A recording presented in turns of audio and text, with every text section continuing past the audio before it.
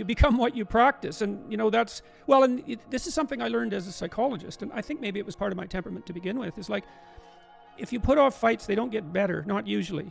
They usually get worse. And maybe you think, well, I'll be in a better position later. And you might be, but probably you won't. And so that notion that it's not a good time, fair enough. I hate conflict. I really hate it. I'm not built for it temperamentally.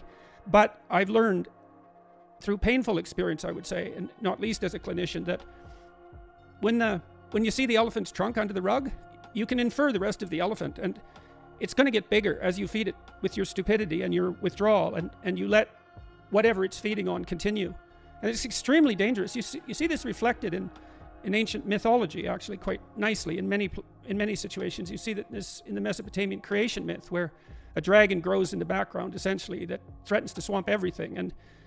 And that's eventually defeated by a great, Marduk, as it turns out. This is a very old idea that little things left grow in the dark and get big. And so it's not really a very good reason, and especially if your conscience is bugging you, because it's something that looks into the future and says, well, this is kind of small at the moment, but